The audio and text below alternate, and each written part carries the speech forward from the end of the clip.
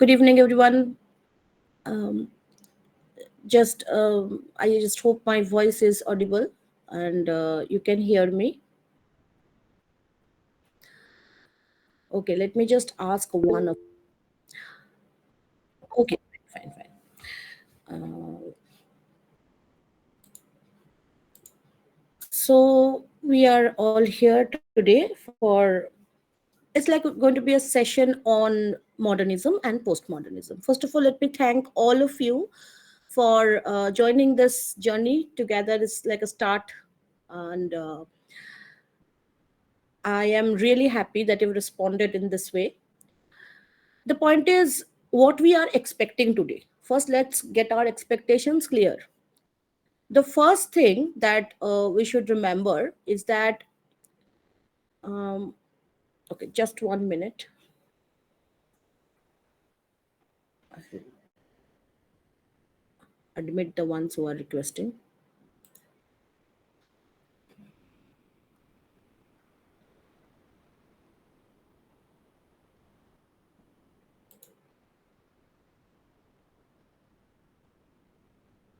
Okay.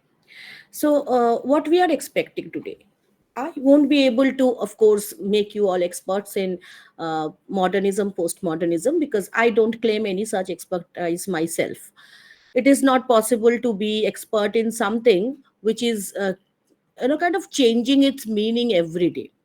What we are hoping today to achieve is to have a kind of a bird's eye view, to look at the two terms modernism and postmodernism with a little less terror, a little less horror, because sometimes I feel students are, uh, it's kind of they have a block in their minds the moment they encounter these words. So I want you to face these terms fearlessly, and in the course of today's session, we'll try to look at the various ways in which modernism and postmodernism as concepts are related to each other, different from each other, and how they have uh, emerged out of the society in which we are living. Okay.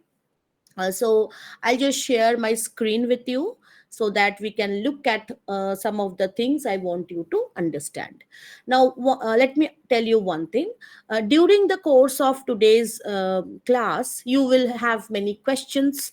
So I'll advise you to, because I'll be sharing my screen and it will be in full screen mode. So I won't be able to see your messages right, live on that particular time. So what I advise you is, if you have any question, you type it in the message section, and you wait. Okay, I won't be able to answer it right away. After this session is complete, then I will read each and every question and I will answer them. If you see that any other person has already asked a question which you want to ask, then you don't have to repeat that, and try to not repeat your questions. Like, I will be answering them all in the question answer session, which will come immediately after we stop, and then I will address your issues. You can also keep some questions ready in your pen and paper, but I would advise you to type it and keep it in the chat box, which will be convenient because others can also see the question and it won't be repeated. All right. Now, having said that, I'll share my screen, and I'll also request you all to keep yourself muted till we finish this off. Okay. Thank you then. Okay, let me share the screen now.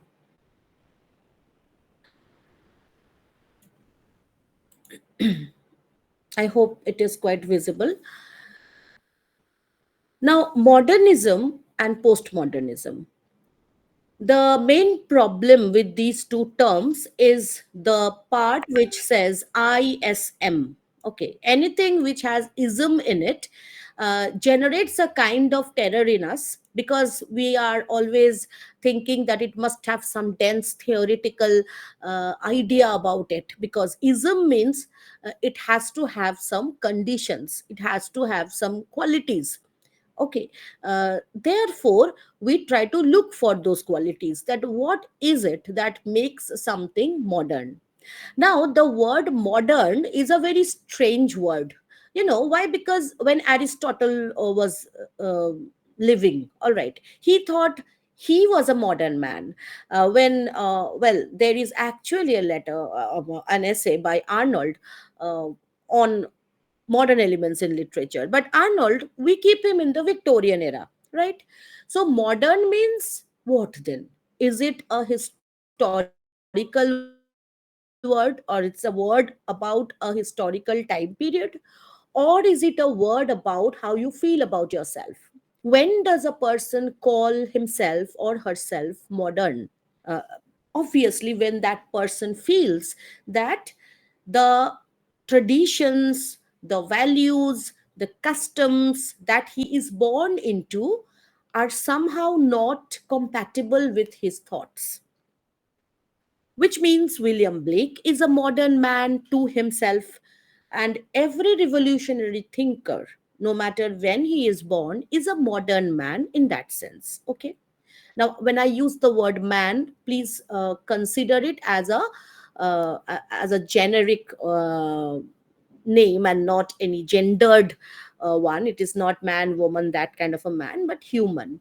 So, whenever a man is breaking free from established notions, no matter when that person is born, Copernicus is a modern man. So, modernity is a perspective of looking at yourself, of seeing yourself as different from the entire society around you. Okay. But then we don't treat them as technically as modern persons, right? What makes an entire age a modern age? When we see that this tendency to break free from traditions becomes like, well, it affects almost everybody, right? When it becomes something like when Galileo was there, when Copernicus was there, then breaking from tradition was done by chosen few. Only a handful of people were breaking free from traditions. But when an entire generation does that, and not just in one kind of subject, not just in science, not just in philosophy, but in literature, in all kinds of genre that we have in literature, when this tendency of breaking away from previous traditions is seen as a mass movement, okay, then that is definitely an entire age is then called the modern age. Okay, so it's like many people are modern, so you call that age modern. So what is technically the modern age? When does it start? Now, we have this tendency to pin down a particular year as the beginning point of any age. Say, sometimes people say that 1789 is the beginning of Romanticism because it was the year of French Revolution. And some people say that 1798 was the beginning of Romanticism because preface to because the lyrical ballads were published by Wordsworth and Coleridge. So, what we understand is there is never a universal consensus or universal agreement, like everybody believes it, so far as starting point of any age is concerned, because an age doesn't start overnight. It comes as a gradual process.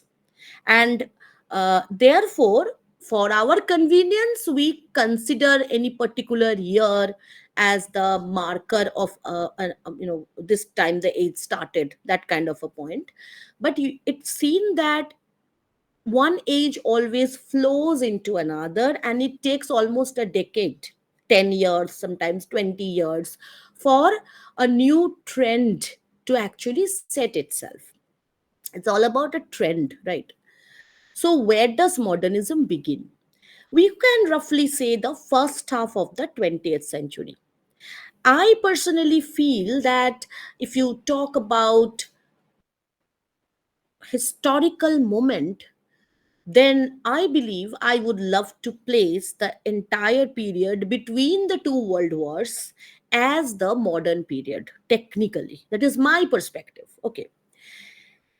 And it is not very uncommon for people to pin down 1900 as the starting point of modernism. That is also fine, because it was not decided overnight in 1914 that so many countries would engage in war against each other. So of course this whole thing was getting shape, coming into force from the 1900s, right? So right after the Victorian period something happened. And what is that exactly? Why did this desire to break from the tradition come? Uh, you know a little bit about Victorian England. You know how people were at that time, I'm sure.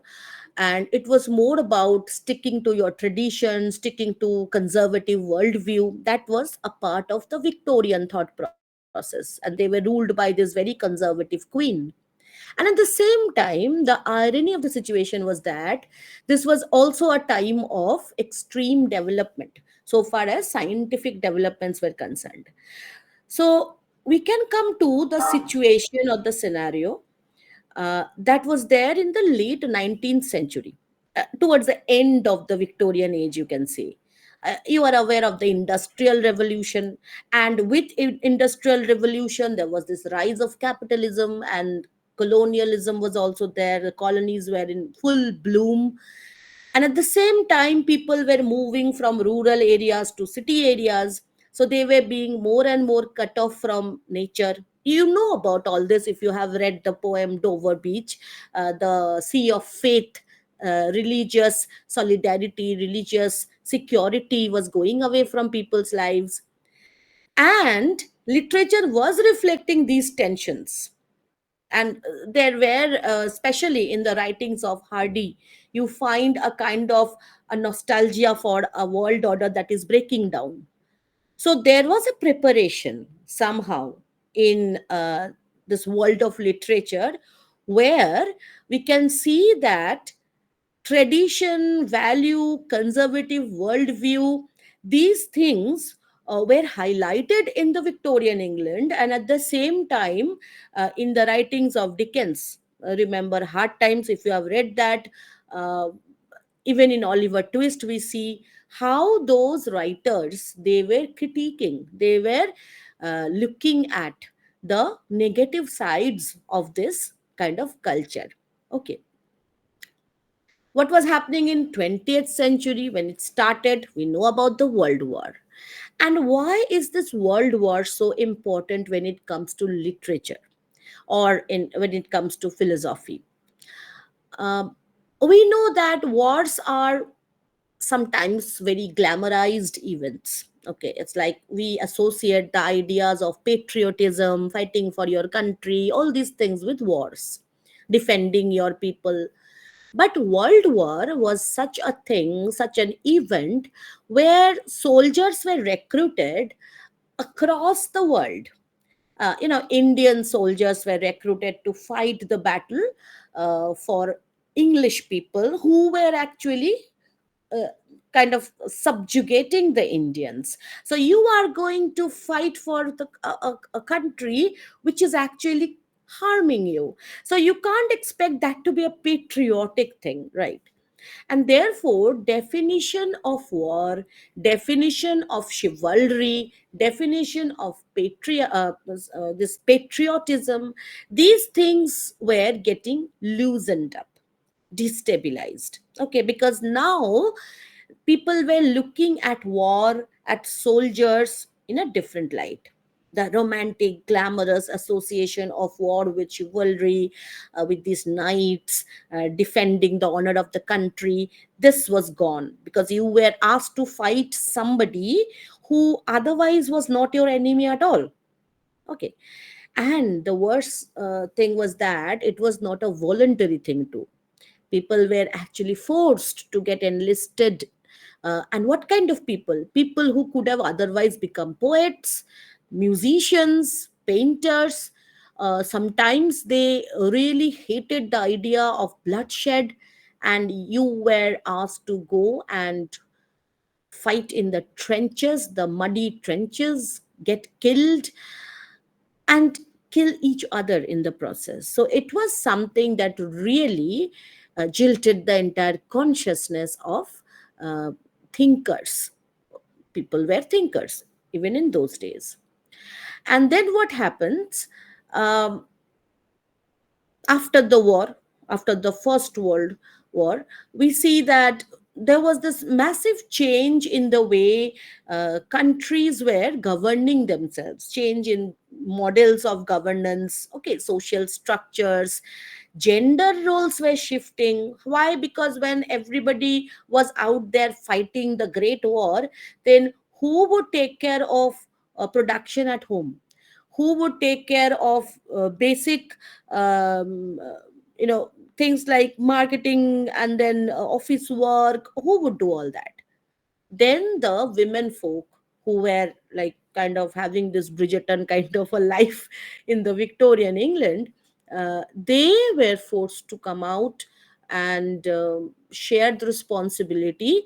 And once they get that idea that okay, I'm relevant, they were even granted voting rights, their relevance was established, then gender roles were also somehow redefined. So we can say safely that modernism is about redefining roles that people played. What kind of roles? The role of a soldier, the role of a woman, the role of the father. Everything was seen in a new light. And this is important because if we look at real modernism, like what is a high modernism, like everybody accepts that yes, this is the time, that is 1910 to 1930. So it is right after J. Alfred Prufrock was written by Eliot, up to the point when we have, say, writers like the war poets coming out and movement poets of the 30s. So we can call this period the modern period in literature. What are the essential features? Everything is somehow related to, just a minute.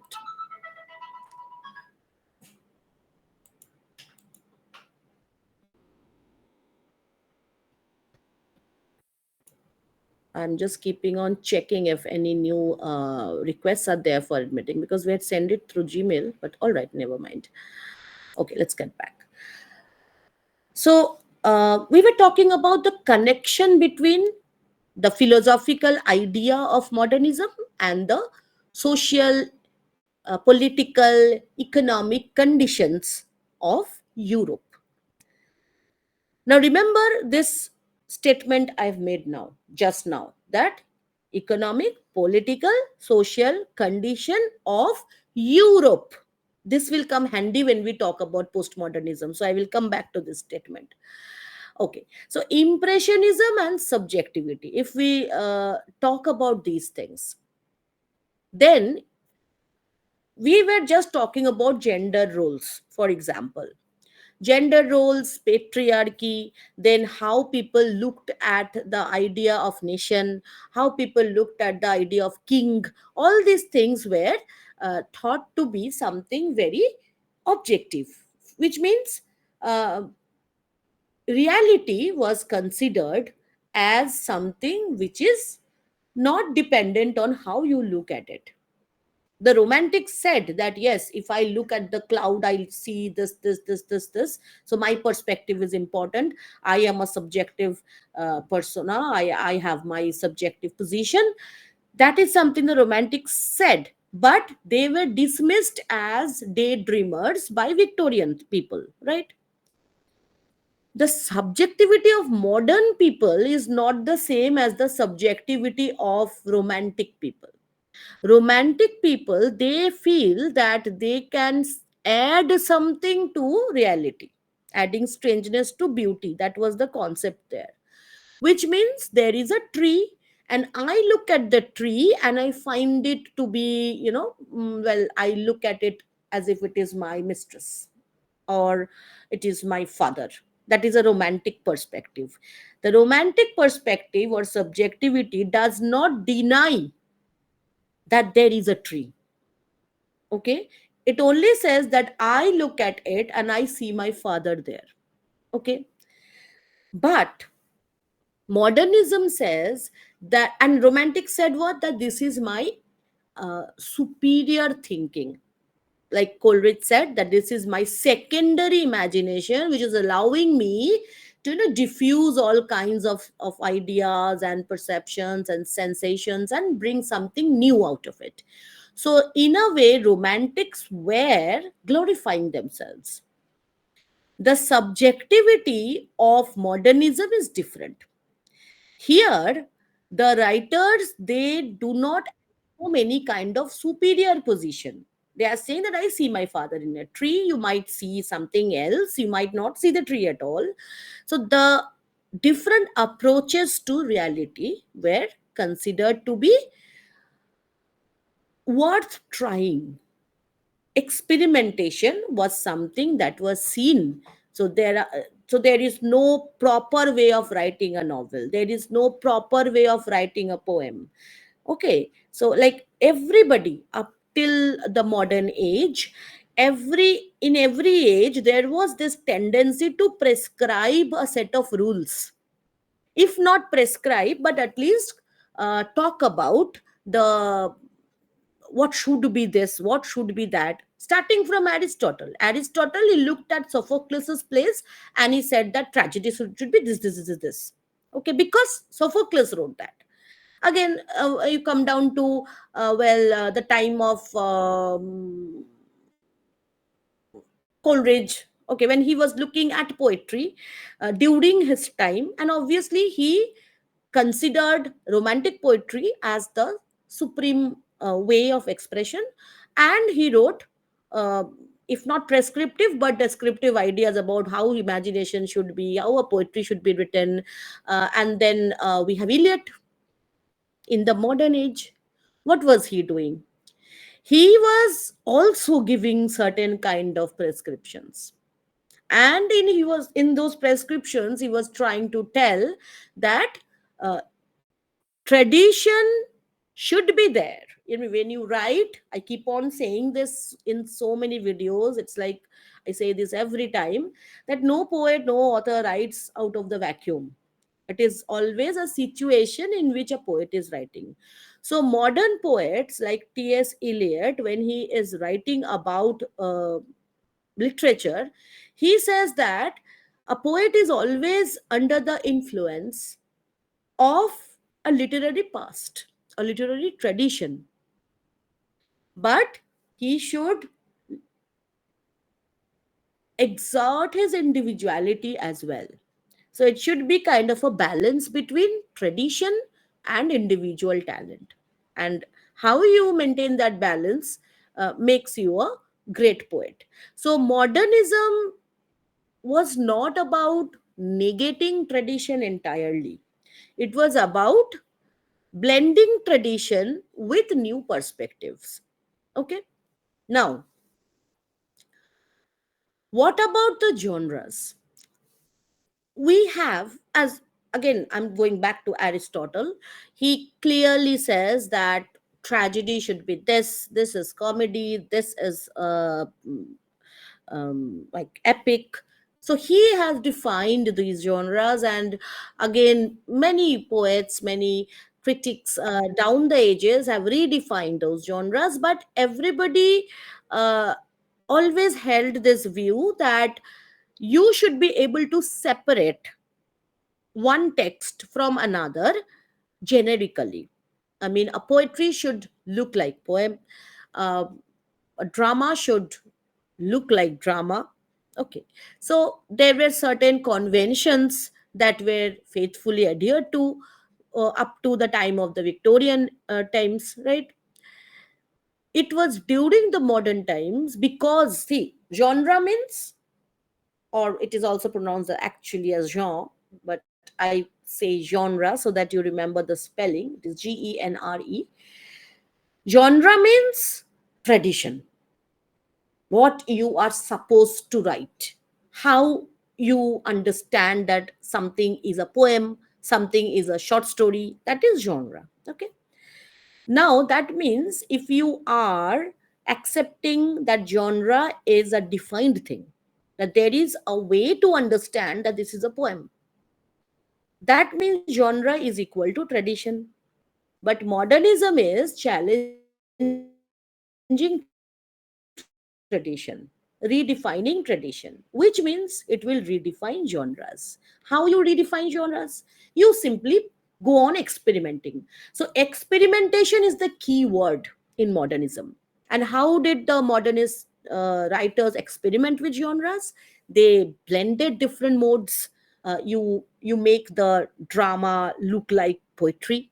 If you have read Riders to the Sea, you know about the poetic drama.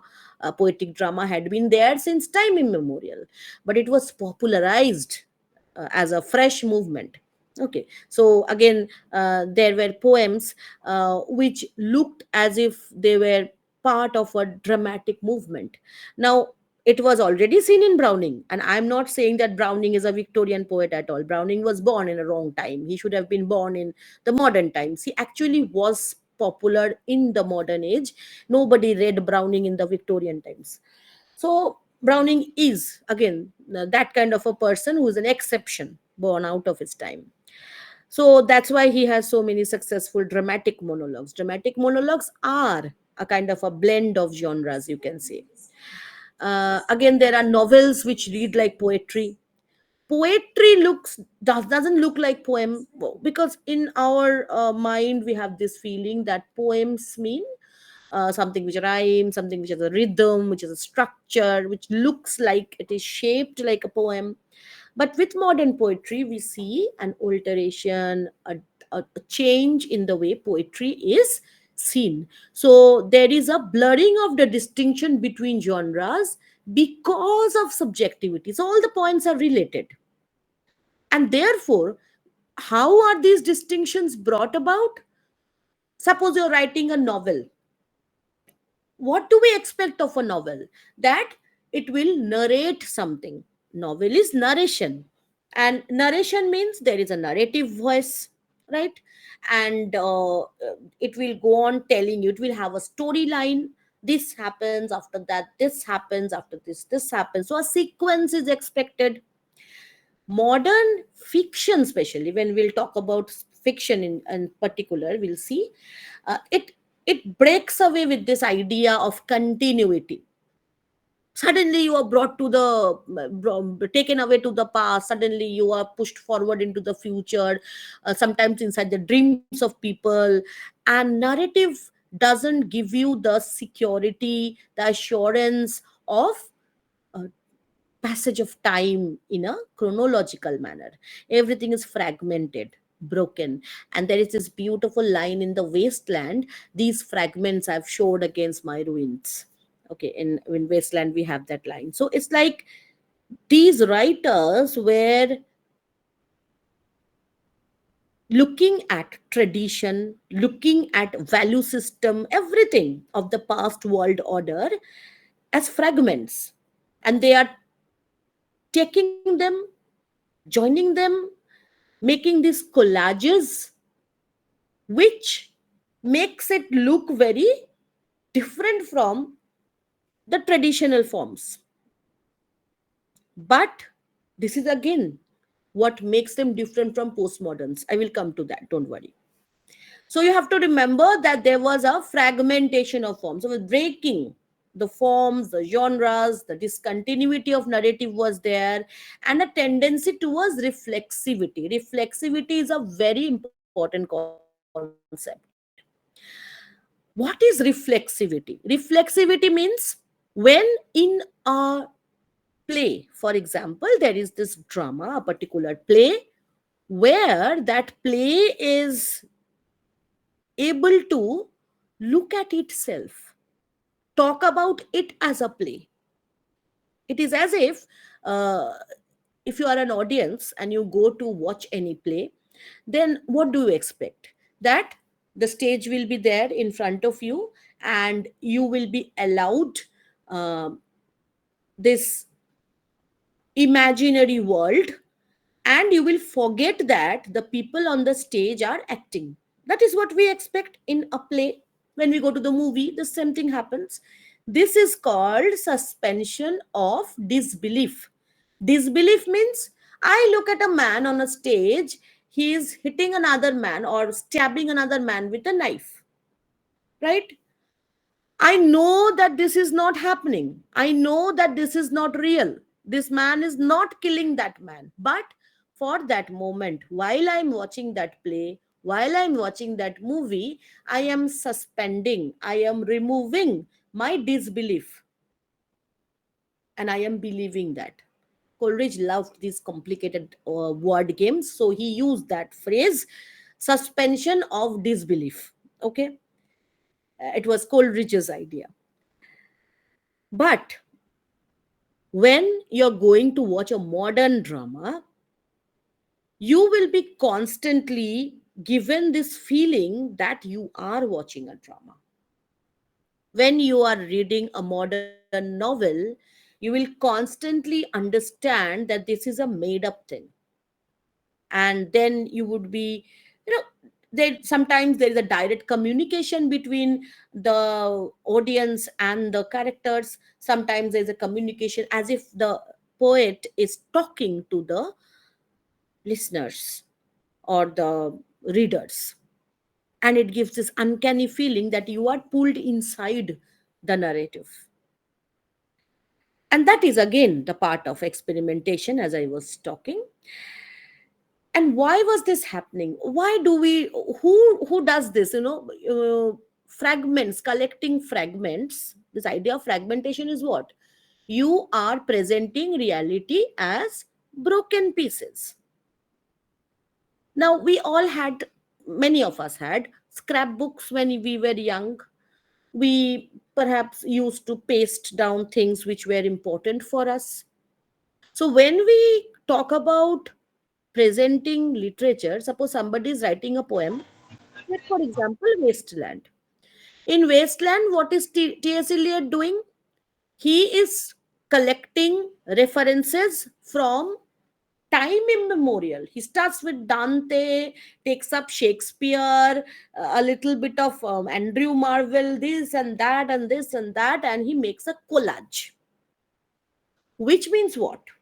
Which means that he is very much attached to this past tradition. He is very much, uh, you can say, he loves the past, but he knows that only Shakespeare won't do, only Marvel won't do. I have to bring them up all together, blend them, reinvent them. Why? Because I have lost them. So, in a way, when your world, like, we won't be able to understand what those people were going through actually. Um,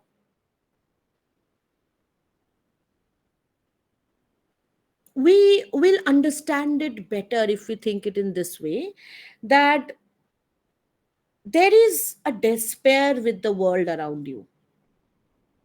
Just take the example of any anything that you see around you in the YouTube. Okay, what is real? Nothing is real. Everything looks so unreal to us. And then maybe if we are like, you are all very little kids compared to me, I'm like past 40. So for me, there had been a time without computers. So I look back, those were the days, at least I would know that this is real. So when you are a thinker, it always happens that your present situation becomes something that creates despair in you, and you look back. And it's not always with anger, it's not always John Osborne. And even in Osborne, if you know about the play Look Back in Anger, uh, although we see the character Jimmy Porter is looking back with kind of a kind of just trying to uh, show a very angry persona, but he is basically, whenever he is talking about his own past, he is talking about it in a very fond way.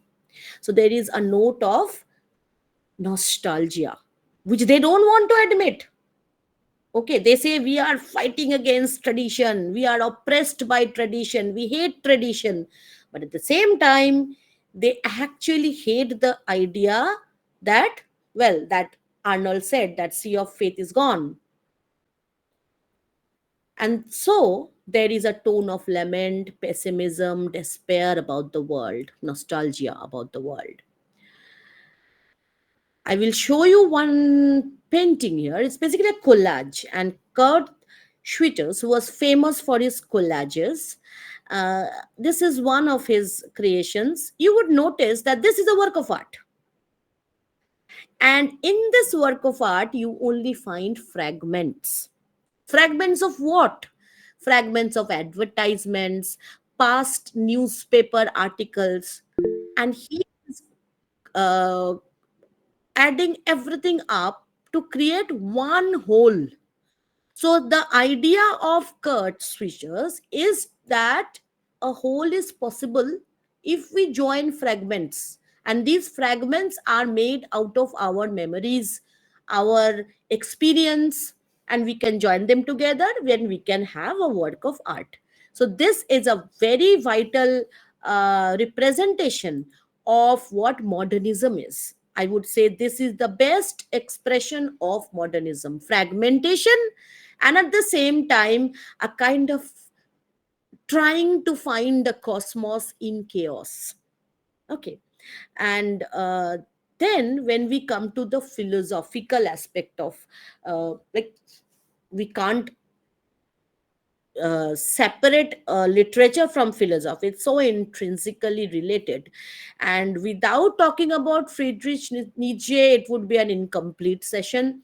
Now, Nietzsche is not a very difficult person to understand. If you just don't get into those jargons and try to understand one thing. If you are aware of the Greek mythologies, and even if you're not that aware, still you know about Apollo.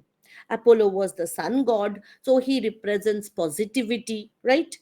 And maybe you know about Dionysius. Dionysius, the god of wine, was also the god of creativity.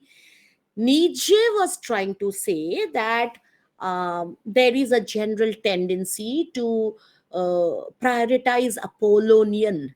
You have these two instincts in you: the Apollonian instinct, the aggressive, assertive, something that is, those traditional value system and everything, which is called positivity. And there is this figure of a loner, uh, probably soaked in drinks and completely lost in daydreams and fantasy, and creating poetry, music, painting, and that is Dionysian. So in us, we have these tendencies, and it has always been society's task to prioritize the Apollonian, but it is the Dionysian which is the creative force. So Nietzsche's idea is he was critiquing the traditional morality, and he was saying that morality after the Victorian times, we all know what morality was actually doing. Morality was established as a protocol. You're not supposed to do this, this is not good, you should do this, you should do that. Why?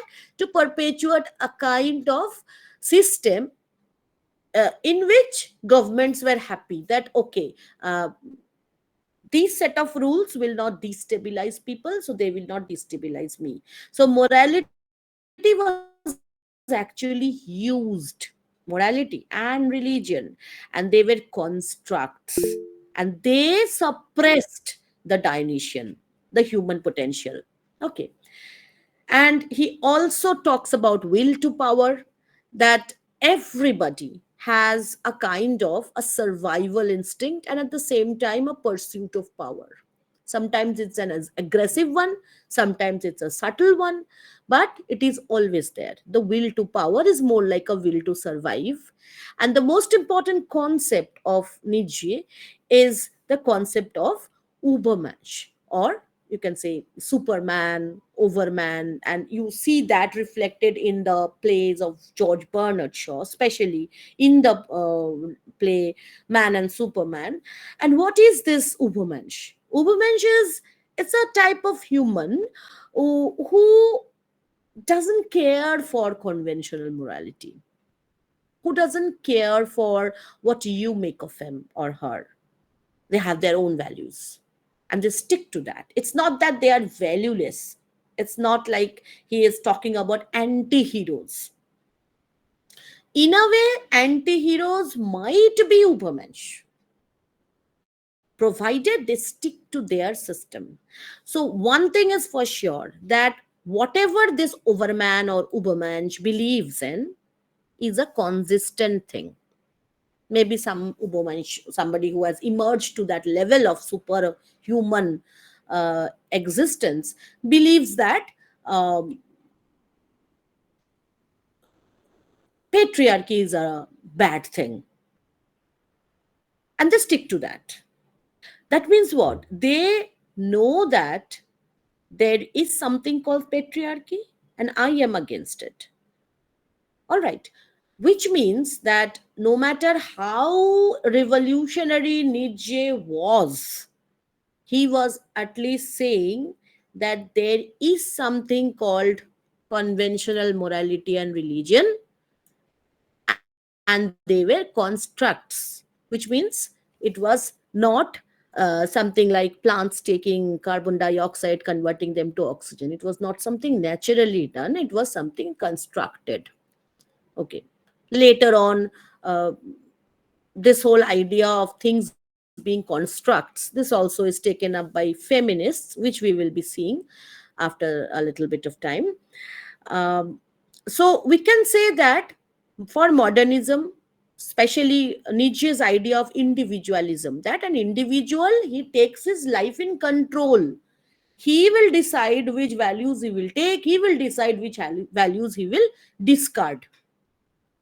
So, fragments are there in an Uberman. She has taken some values from the past and rejected some values from the past. All right. Freud, what was Freud doing? What was special about Freud? Um, the main thing that Freud does is he breaks the idea of the mind being a singular identity. Earlier, people used to think that the mind and the body, these are the two elements, or you can say the two things that make up an existent person. Although in monism, the idea is that only the spirit is there. I mean, the spirit and the body, they are not different things. They are same things, just the spirit is a more rarefied body. So it depends on the way the body is made. You are a spirit or not a spirit. Fine. So when it comes to Freud, he first made this clear that our mind is not a single thing, it is a fragment. What kind of a fragment? It has the three layers. First of all, we, when we are in an awakened state, we are filled with these constructed ideas of how we should behave, how we are expected to behave, what are the codes of morality, codes of humanity, what we are supposed to do. All these things make up a kind of a guidebook in our minds. We don't realize it consciously, but this, we call it, sometimes we call it the consciousness, sometimes we call it sorry, the conscience, sometimes we call it like, there's a good word in Hindi or Bengali, it's called bibek. Okay. So it's like something inside us telling us what we should do, and we think that God is speaking to us. Sometimes we think that some higher power is guiding us. That is our super ego. And your super ego is different from my super ego, because there is no one set of guidelines. It depends on where you are residing, what is your gender, okay, what is your class. All these things matter when that super ego is constructed in your mind. So your super ego is about a set of guidelines which you're supposed to follow. And then comes the idea of ego. But before that, we need to understand the idea of id. Id or id Actually, when we use the word id, it's like identity, right? And that is a very ironical thing, because id is basically, or id is basically, all the repressed things which we want to do, which we don't realize we have in us. Maybe we really have these cravings which we don't want to tell people about, okay, which we always wanted to do. Those things are lying deep inside us. We don't even realize they are there. Why? Because the superego constantly tells us that this is unacceptable. This is unacceptable. I want to break the glass window of my neighbor. Unacceptable. And then, what is ego? Ego is the end product of what the world sees. I have superego, I have id, and there is a constant tussle. Ego wants to emerge, superego is repressing, and out of this tussle emerges a kind of a compromised situation, a compromised persona, which is a constant struggle between the superego and the id. And this central persona which emerges, which is visible to the world, is our ego. So ego is what you show the world when you are awake. That is your ego. Now what happens when we sleep, when we are unconscious, when we are not uh, actively thinking anything? Then this superego takes a break, and this connection, this struggle, this need to compromise, it is loosened. And the moment it is loosened, then our id, it emerges. But the id is powerful thing. It has all the things which I don't want myself to do if I am awake. But in dreams we see those things. But sometimes you will feel that when you wake up, either you forget what you have dreamt, or you remember things which are not that offensive. This is because right when we are getting up, our ego, it has already started to get activated. Now this is all Freud, okay, this is not my theory. So ego gets activated, the ego sees, oh my god, what am I seeing?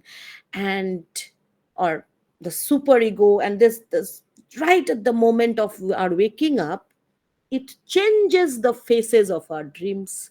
It changes, it kind of, in a very subtle way, makes tweaks here and there in our dreams, so we remember what is sanctioned by our superego. Like, this is Sigmund Freud's idea. In a way, that means our mind is not a uniform thing. Mind, which since the Renaissance had been considered to be the seat of imagination, the seat of supreme thought, Sigmund Freud takes and fragments it up into pieces. So, what happens is that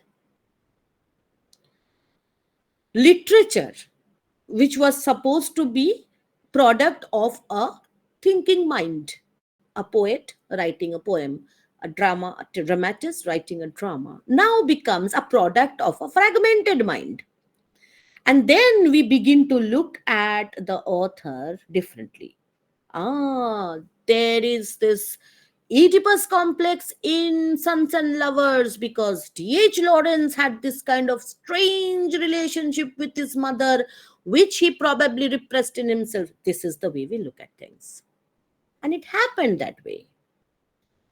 Does that mean that earlier, when Shakespeare was writing, Shakespeare didn't have superego, id, and ego? Was Sigmund Freud saying that only modern people have this fragmentation? No, he says everybody down the ages, right from Aristotle, had this kind of mind. But it is after these kinds of ideas were brought out in the open that the writers were conscious now that they were looking at their slip of tongue, they were looking at their, you will see so many corrections are there when you look at Wasteland and things like this, that um and this tendency to look at oneself, the shift from the text Earlier it was text context. Now it is text and now it is narrator and author, the difference and where the connection is. And that is again the part of subjectivity. Okay, so this is how psychoanalysis has a very important role to play in modern literature. Karl Marx, like you could talk ages about him. The basic thing that Marx does is he again he gives this idea that the idea of whatever social change is visible is mainly out of some economic factor. And he talks about classes, the class struggles, and the most important thing when it comes to literature is that the idea of alienation.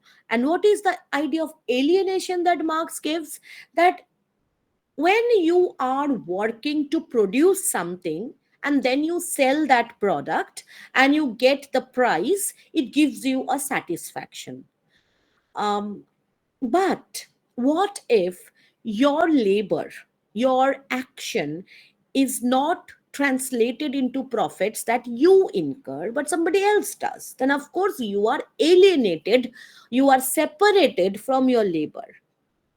And this also is seen in case of this factory setup where a person is capable of producing only a part of a product, so you don't feel completely involved, like you have produced um,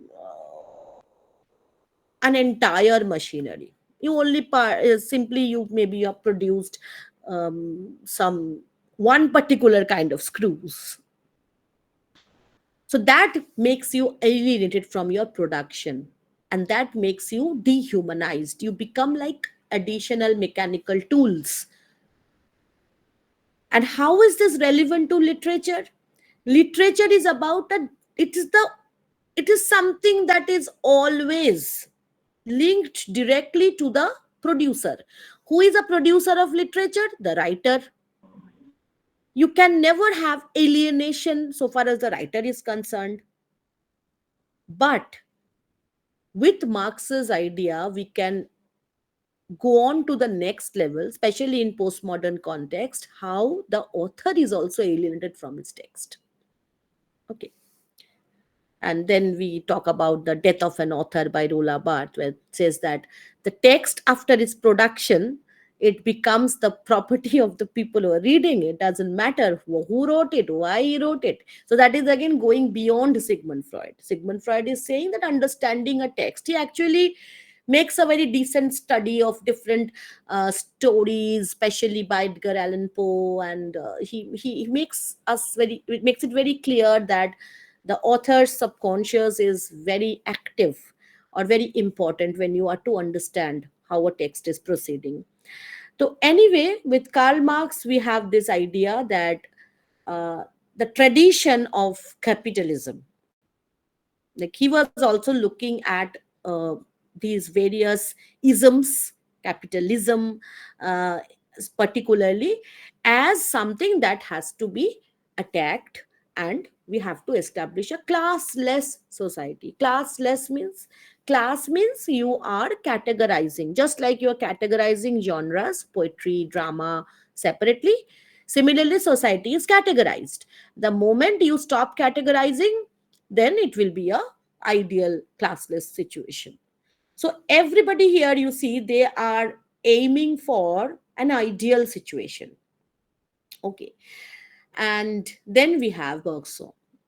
Henry Bergson, he talks about elan vital, which is like vital force drives the creative evolution of life. And he talks about clock time, real time, how time is something you experiment with, and this is seen especially relevant to the study of modern fiction. Okay. Okay. One more thing I want to say, that I never thought that the session would be 1 hour, but it would go on to the second hour too. I hope it won't be a problem for you all, because I really don't want to miss any crucial thing here. Okay, so with Bergson, we have the idea that clock time and real time is different. What does that mean? For example, if you find my lecture interesting, you would see that the 2 hour span didn't matter. And if you are really bored by that, what is she saying? I already know these things. Okay. And then you're bored to death, then these 2 hours will be like horrible, long, much longer than 2 hours. So, this idea of real time versus clock time. Clock time is objective reality, something which is scientifically there. 120 seconds make 2 minutes. But if you are with your beloved person, those 2 minutes just fly quickly. And then if you are with horrible person, or maybe if you are, I don't know, going to make the most, you're going to make the toughest decision of our life, then those 2 minutes will never pass. So, this idea that time is a fluid thing and it's a subjective thing. Right now, in this entire world, the next 1 hour is not going to be spent equally by everybody. So, time is a subjective thing. This is Bergson's main idea. And he talks about intuition versus intellect. And he says Ma'am, that, can I say something? all right. Ma'am, like we have this example from Waiting for Godot, like how time passes there. Exactly, exactly. Yes. So in Godot, we see that although time is, in fact, it is not defined there even. And it is so uncertain, they are not even sure if it was yesterday they had come there, or for how long are they waiting. So this entire playing games with time, this is basically what Bergson talks about. And then intuition versus intellect. Intellect means rationality, mind, when your mind is thinking straight, and you are sure that your mind is fixed in a proper way. Then you have intellectual thought. And intellectual thought, at least down the time of the enlightenment, there was an emphasis on intellectual thought, that you can make sense of reality through reasoning. This was something that Descartes was talking about when he was talking about rationalism. Okay, that I think, therefore I am. This is what he said. But what is intuition? Intuition is suddenly you have this flash, and all at once I uh, come across a host of golden daffodils. That is it. Okay, so that inward eye, that is what intuition is. And Bergson said that intuition gives a deeper understanding of reality than analytical thought. And I believe in this, Bergson was closer to Coleridge, closer to Wordsworth than most modern writers. So here you can say what we get from Bergson. So I've given, this entire material will be shared with you. So I've given a conclusive idea of what the modernism is taking from Bergson. Again, here what the modernism is taking from Marxism. So how these people are relevant directly to the idea of modernism. And Kierkegaard, he is, you can say, he is the originator of the idea of authenticity of existence. As I was telling you, that many philosophers have tried to define existence in different ways. In fact, uh, we start from Locke. Okay, Locke said, I see, therefore I am. So my existence is established by the fact that I have sensations, perceptions, I can see the world. This is what Locke said. And then we come to the idea of rationalism. Rationalism says that I think, therefore I am. So my existence is validated by the fact that I can think. What about people who cannot think? Don't they exist? What comes first, your existence or what you're supposed to be? What you're supposed to be means what makes us human. Think about it. What makes us human? Everything that is not non-human makes us human. Whatever is present in any other thing does not make us human. We must have something special in us, right? So, being human means having the essence of humanity in us. This is again taking back to Plato's idea of forms. There is this ideal human. You have those ideas in you, or you have that those qualities in you, so you are human. Okay. But when we are born, are we already born with those essences, or is that essence present before I exist, or do I exist and then those essences come in me? So what comes first, essence or existence? The idea of human comes before, then the human comes, or is it the other way around? Now, if you are a religious person, what would you say? If you are a truly religious person, a traditional person, then you would say that the idea of man was there, where? Inside God's mind, and then God created man. Simple explanation. So, for a religious person, essence and then existence. Okay. What about a person who's open minded, ready to question these things? They would say that I do not accept the fact that there is any fixed idea of man. Again, man means man and woman. I do not accept. If I'm a modern person, then I don't accept the fact that I am already defined. I am existing now, and with my action, I am defining what man is. Okay. And therefore, you have to take a leap of faith. You have to realize one thing, that no, I am not predetermined. There's nothing called fate, predeterminism, idea, essence, nothing. There is no ideal place where some ideal human is formed in the minds of imagination of some superhuman and I am that. No. He emphasized the importance of living authentically. If I'm feeling like doing something, I'm doing it. This is according to my values and beliefs, and that will make me human. Okay.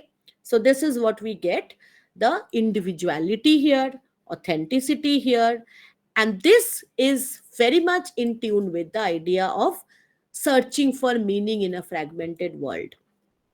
If it is fragmented, then there cannot be one definition of one man. You exist, and by existing, by doing the right thing, how would you know what is the right thing? You will have to do it according to your values and beliefs, authentically. You cannot be a hypocrite. The moment you are hypocrite, you are trying to show off something which you are not. All right, and that is not authentic. So these are the ideas of Kierkegaard, which is a very important idea when it comes to existentialism, again very much related to the idea of absurd theater. Because in many of you are familiar with Waiting for Godot. What is the central thing about Waiting for Godot? The title. It is not waiting for Godot, it is while waiting for Godot. I had emphasized that point in my videos also, that it is not important that who Godot is. It is not important who you are. What is important is what you are doing while you are waiting for Godot. How are you spending the time? Are you being authentic to yourself? Are you being authentic to your value system? Can you face yourself if you look at yourself from outside? And then he plays with many things like that. Okay, that is absurdity. So absurdity is the idea that everything is meaningless, and existentialism says if everything is meaningless, then what, are we not going to do anything about it? Yes, we are, because what we do about it makes us what we are. It might be a fruitless thing, but your action, your intention, that is important. That is what the existentialists talk about. And then Heidegger is there. Some of you know about him. Martin Heidegger's main idea was, again, he talks about time. Okay, temporality, that we don't have time, we have limited time. Okay, and therefore he talks about a saying. The saying is this: I'm being here, being there, right now, this moment I'm engaged with the world, right now I'm talking to you, right now you're listening to me, right now we are doing something. And again, the same idea that I know I'm mortal, I know, but does that make my engagement fruitless? The same questions that the existentialism or the absurd theater writers were writing, talking about. So what the modernism is about, it's about fragmentation. Your traditional value system is breaking down. You have seen that the nations which had been your friends till now are fighting against you now. Germany, which had been your source of enlightenment for so long, is now becoming your nemesis in front of you. What to do about it? How to make sense of the world? The point is, you don't have to make sense of the world. You just have to act so that eventually human beings are at least defined in the right way. That is what the modernists believe. So, if we look at the main themes, number one is alienation, society, and the characters. They are poles apart. Characters are facing society as their antagonist. So earlier we had one character set against another character. Now we have, I'm talking about an American play here, Death of a Salesman. Society is the, you can say, antagonist, repressive force. So the idea of alienation. Now, tragedy is always about alienation, but this is especially true about even the ones which are not so called tragedies. And if you think that modernism is about a tragic situation, don't forget this is also a time when the modern times, Charlie Chaplin, okay, that was produced. Is it a tragedy? When you look at Charlie Chaplin, do you see tragedy, comedy? What do you see there? We clearly feel that the movements that he makes, the gestures and everything, the music makes it very funny. And at the same time, the entire air is so melancholic. That is the blending of genres. Because in reality, we cannot separate tragedy and comedy. We cannot separate the idea that no matter how funny a gesture looks, it might actually talk about alienation so much. The figure of Charlie Chaplin is the alienated figure of the modern man facing a society he cannot comprehend. It cannot communicate with him because it is a silent movie. No, not just because it's a silent movie, because even if he could communicate, there would be no connection between what he's trying to say and what he ends up saying. And that creates a kind of a disillusionment and an existential angst. What is angst? Angst is this situation where I don't really want to remain like this. That anxiety, that anguish, that that you are always on the verge of breakdown. Who am I? So that is the central question of the modern period. And if you look at the genres, you have free verse. I've just given you little examples here. Look at these words: a cold coming we had of it, just the worst time of the year for a journey, and such a long journey. It doesn't sound like poetry. It sounds like somebody is telling you a story, and it has neither rhythm nor rhyme nor a fixed meter, nothing.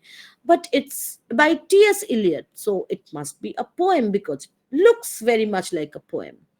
And this is the idea of generic mutability that I was talking about, that is somehow getting mixed up. So you have free verse, you have fragmentation. Well, Wasteland is the best example of fragmented poetry. Imagism, and this I particularly chose, this is a beautiful piece. It is the entire poem, these two lines. It is Ezra Pound's In a Station of the Metro. This is the entire poem. And the poem is: the apparition of these faces in the crowd, petals on a wet black bough. End of it. This is poem. And so many images. So it doesn't have to be a long one. If an image is a potent one, and what does this image actually convey? Look at the words. Apparition. Apparition is a ghost. That means the faces in the crowd, the faces, not the entire body is being talked about. So your face is brought here in question, and that too, it's apparition, not even the real face which you have.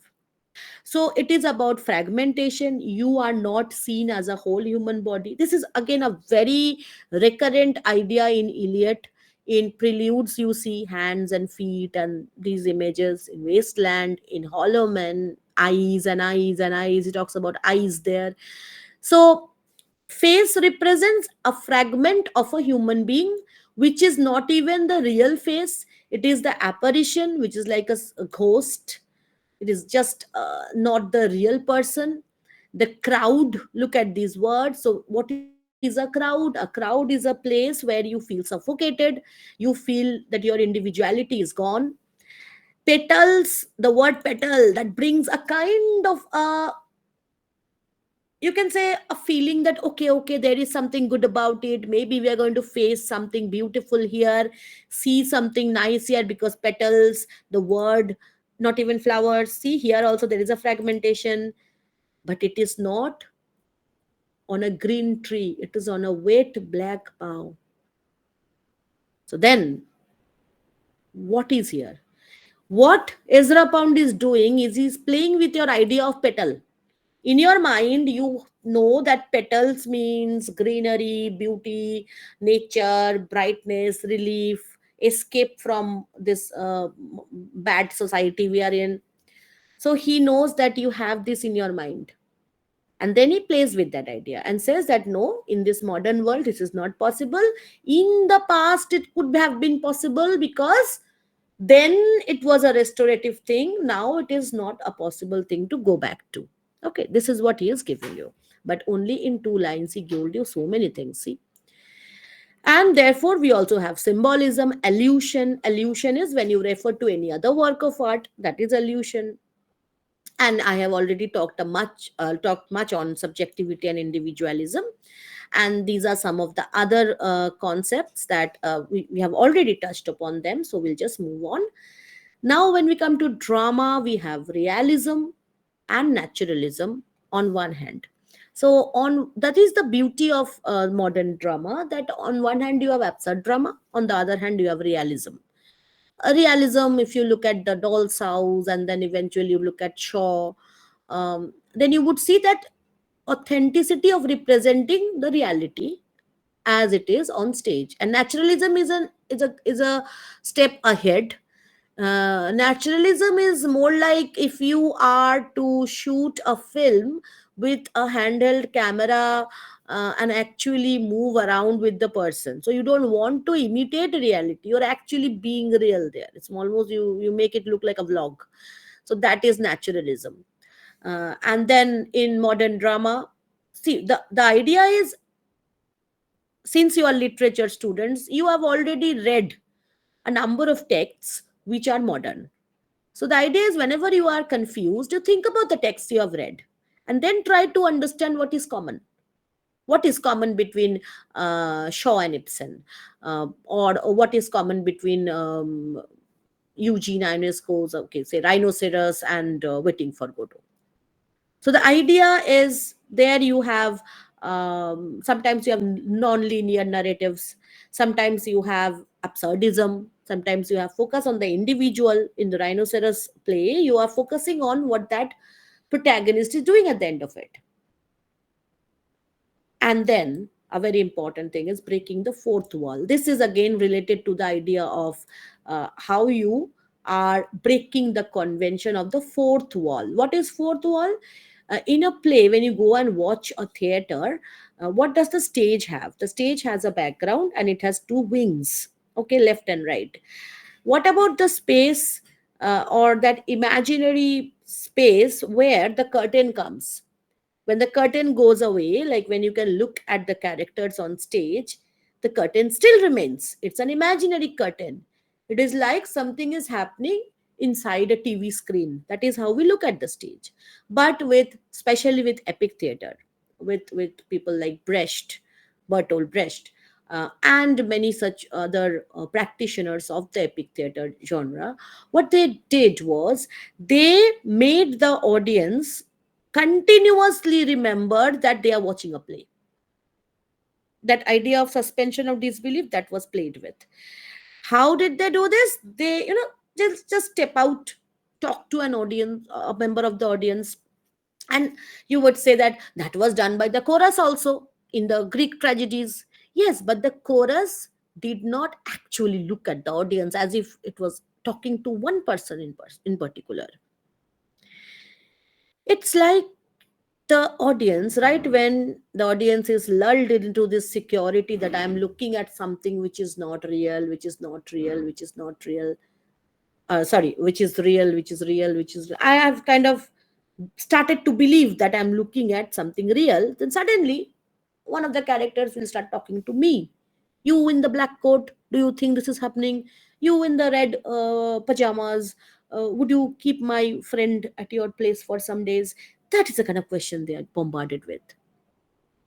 So that creates a sense of breaking the fourth wall. So fourth wall is that imaginary curtain that you have even after the curtain goes off. Okay. And then there is this tendency to have minimalism, especially in absurd drama. We have in plays like Endgame and in Waiting for Godot. So they just want tree there, nothing else, or maybe a pair of shoes, half a pair of shoes, I guess.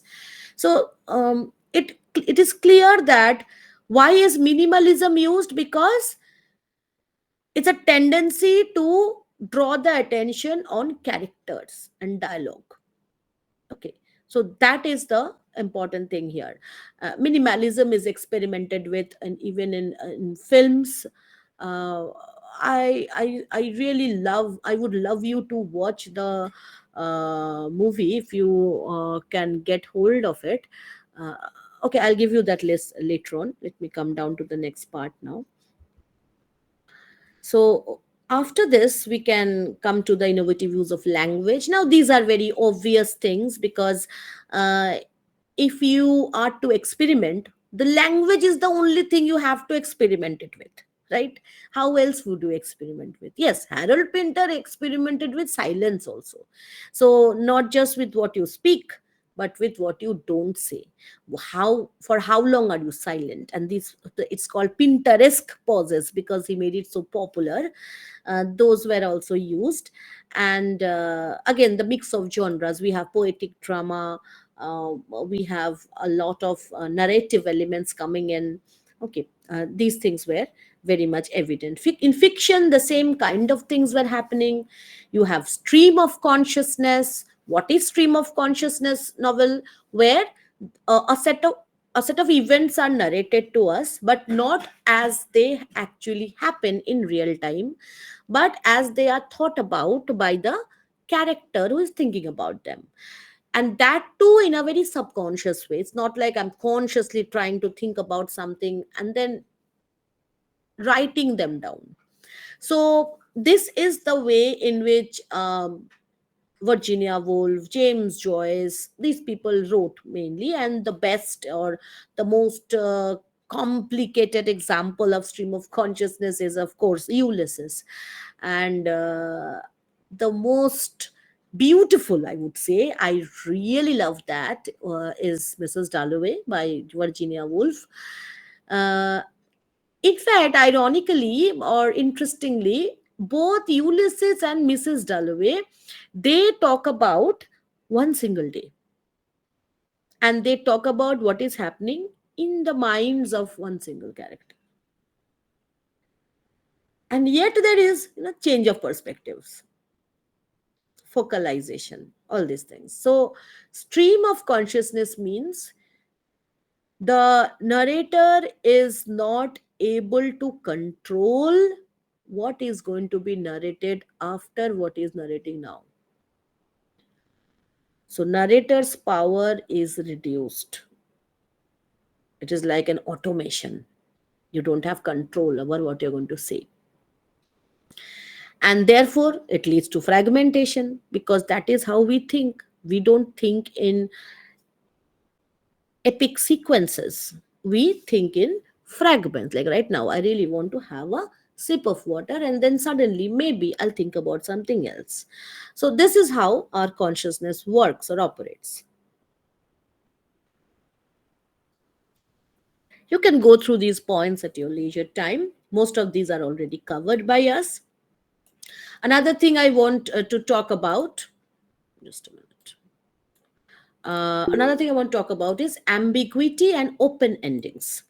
Uh, Obviously, if it's stream of consciousness, or sometimes it's not always like stream of consciousness. Sometimes maybe there is a linear narrative in a book which is written by a modern writer, but there is a tendency of having an open ending. You're not sure what exactly is the end about. Say the Great Gatsby, what happens at the end, how, what are we to make of it? In fact, we begin to think about the ideas of heroism, idea of centrality of a character. So many things come to our mind when we have open endings. And then there is this exploration of time and memory. And there is a certain kind of nostalgia also. In Dalloway, she keeps on thinking about the time before the war when everything was pristine. Okay, so there is this nostalgia there. And then we come to the movement, which we can say was at a transition phase. It is a movement which actually brought us directly to postmodernism. Now, first of all, rationalism, don't forget about it. Starting from Descartes, I think, therefore I am. Then the Enlightenment, where reason, age of prose and reason, okay, it is focus on rationalism. Against rationalism, the reaction which started is more popularly called surrealism or surrealism. So it is like a critique of enlightenment. Enlightenment is critiqued by, and why is reason critiqued? Because surrealists believe that the way Freud was talking, that reason is superego, all right, and id is what is repressed. So you cannot define reality only based on your superego. You have to define reality thinking about what is deep down in your repressed self. So surrealism is uh, mostly it's seen in case of paintings. You you scrape the surface of the painting, whatever you're painting, with scraping tools and automatic drawing that is uncensored. You don't think about what you are drawing, you just put strokes and that's it. You can have collaborative drawing, you know four people painting together one single painting. That means what?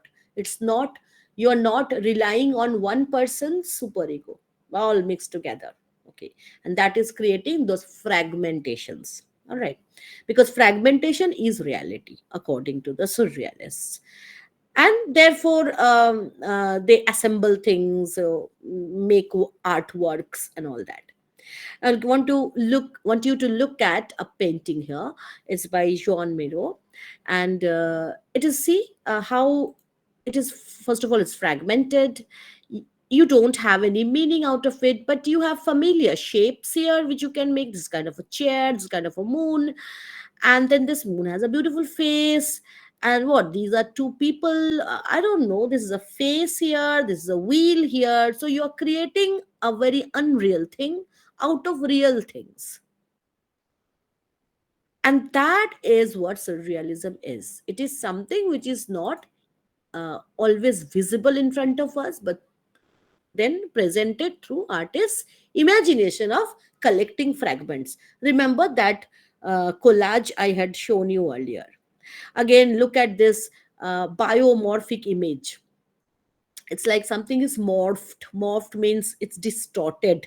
Okay, you have these filters in Instagram of morphing. So this is how Jean RP is presenting something. And what is it? I mean, I don't know, it looks like a stork. What does it look like? A pelican? I don't know. It might look anything to anyone. Somebody might think it's a postcard, half torn. Somebody might think somebody's hurt in the chest. So it doesn't matter what the painter was thinking. Does it matter anymore? We don't know. It matters how you look at it. And then I'll take you to this very famous painting by René Magritte. René Magritte is very famous, especially for his hyperrealism, especially for his surrealistic paintings. And this is called False Mirror. Okay. So this is what you can say surrealism looks like. And now when we come to postmodernism, you would find that it is actually an easier concept to understand than modernism. Modernism is what? There are fragments, right? And they are not happy about it. They are saying that nothing holds, things fall apart, the center cannot hold. That is something that Yeats wrote. And he's lamenting it. Postmodernist will celebrate it. That wow, things have fallen apart. The center cannot hold. Yay. Why? Because the postmodernist hates center and it celebrates the margins. What is margin? Anything that has not been in the focus of what? Everything is about money, trust me. It's all about economics. But uh, anything that has been pushed to the periphery, women, back margins, Dalits, margins. And then they will say that I am happy that things are falling apart. The center cannot hold because I was never there in the center. Why should be happy about center holding something? So postmodernism is about celebration of these alternate voices. And the first thing that alternative voices do is they reject the definitions which has always been there by the center. Okay. For example,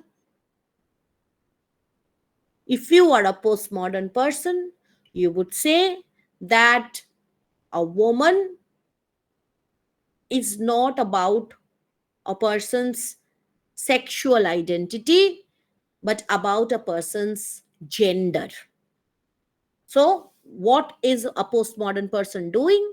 A postmodern person is redefining the word woman, redefining the word gender, and saying that gender is a social construct, sex is a biological reality. And then, if you are that postmodern, you would say that I don't believe in sexual identity as reality too. Because uh, what is biological uh, about sexual identity? It is how you look at yourself. That makes you a woman or a man. So, this is how postmodernism is constantly defining and redefining, or rather, working against any fixed definition of anything. Anything. And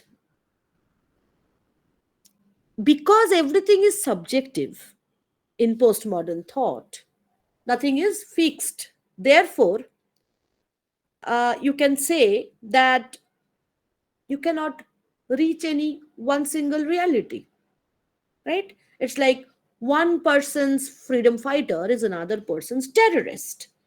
Well, I asked my daughter to go and ask her political science teacher about her stand regarding the condition of Gaza in Israel. So you cannot reach any kind of a concrete idea. You can only have one perspective or the other or some other. because we are never given, we are never assured of any realities anymore. Never. And it might come handy if you are going to appear for net. They might simply ask the question, who coined the term postmodern? Because it is not very obvious to us. We don't even know his name in our usual curriculum or the syllabus that we have. It's Arnold Toynbee. In the 1940s, he used the word postmodern. And of course, 1940s was not the postmodern period, but his terms was actually implemented to talk about any kind of writing which does not care about definitions, which doesn't care whether it is an autobiography, whether it is a novel, whether it is a poem. It doesn't care. And what is the philosophical context? It was Jürgen Habermas who first started saying that modernity is an incomplete project. Why does he say this? I was telling you now that everybody thought that they were modern. Arnold thought that he was a modern writer.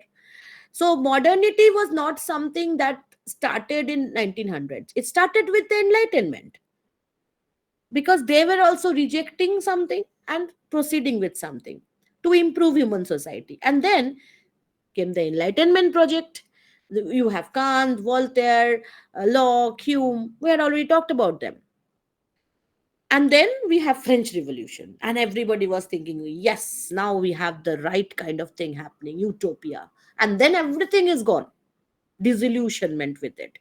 Okay, so everything is again falling to pieces. Center cannot hold. And therefore, then we have with postmodernism, we come straight to people like Derrida and Foucault.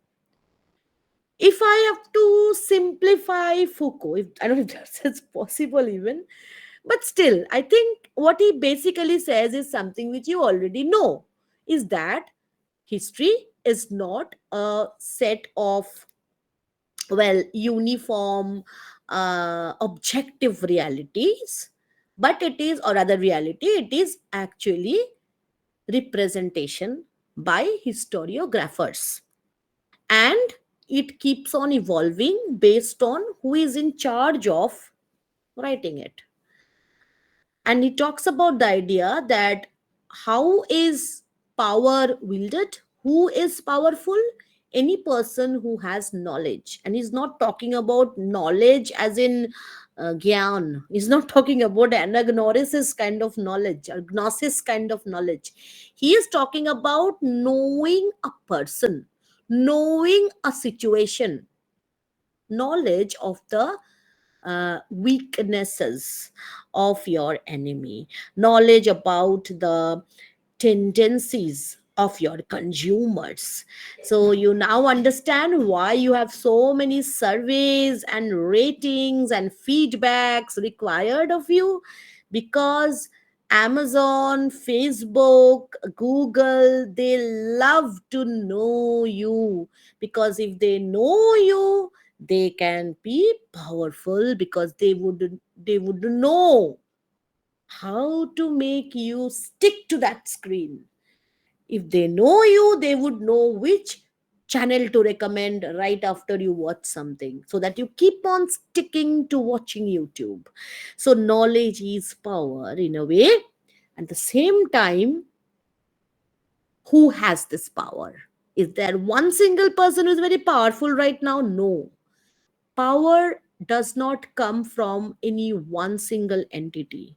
It's not like in 1948, Orwell wrote this beautiful book 1984, thinking about what would happen to the world in 1984, and he talks about the idea of Big Brother. And that is the most misunderstood of conceptions. Like, he conceived it beautifully. He conceived it as that there will be this fear of Big Brother in everybody, but we never reach that Big Brother. We will always have the agents through which that power operates, and possibly there is no big brother. There is only this idea of big brother which is used to subjugate us. So this is what Foucault was saying. This is what Orwell was writing about. And what about Derrida? Derrida was saying, and Foucault was saying that the best, it's like always we are under some observation, panopticon. Like he was talking about prisoners, especially in the book Discipline and Punish, where he says that you're being looked at.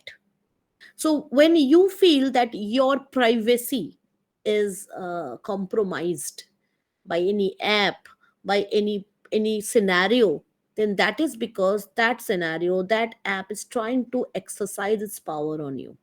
That is Foucault's idea. And what Derrida said, Derrida is basically he had this book of grammatology, and if I can even dream of reducing Derrida to 2 3 sentences, it would be like earlier words and meanings were supposed to be strictly connected. This is what Saussure had said, that he didn't say word and meaning. I'm just simplifying it. He said signifier and signified.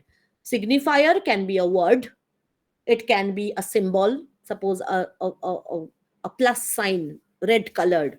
It signifies medical services, right? Then any signifier has a signified connected to it. And who had decided that there is a connection between the two? It is arbitrarily made. There is no logical reason why we say that a red plus means medical services. Why do we say that divide, the sign of divide looks like that, the sign of exclamation looks like that? We don't know why, but it means that. That is fixed. So he had said that the relation between word and meaning is fixed, or in proper terms, signifier and signified. Signified means something which is meant, that is fixed, and it is arbitrary. There is no logical connection between the two, but it is already decided. By whom? By a group of people, not a very small group, by an entire generation, by an entire society, uh, or rather, I would say a particular linguistic group of people. And then this connection is established. Derrida says that this idea that the signifier and signified, they have a fixed connection, this idea is wrong. Why is this wrong? Because a word does not always have the same meaning for all persons equally, and everything is always meant not exactly what the person who said it means. It's like I'm trying to tell you something, okay? But since suppose I say that this is a powerful storm, okay? Now I am saying I'm talking about a powerful storm. If you are a person who lives in a coastal area, then suddenly for you storm means something very very dangerous. If you live in a desert, you don't even know what the storm, or suppose I talk about cyclone, you don't know what a cyclone looks like, so you won't be filled with terror. But if you are from a coastal region, you would know the terror. So it depends on the person receiving your communication, that what the meaning emerges as. So there is no fixed meaning when I am uttering something. In this class, you all heard what I've said, but you will understand things differently, each one of you. It will not be an equal understanding, trust me. And for some, I've completely failed.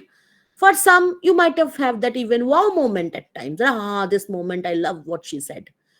Because because of not anything special in me, trust me, but for something in you which you have, which has helped you to make sense of what I'm saying.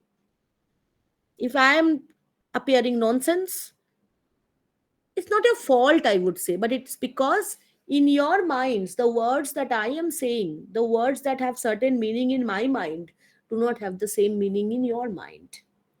And therefore, you will not be able to understand what I'm saying.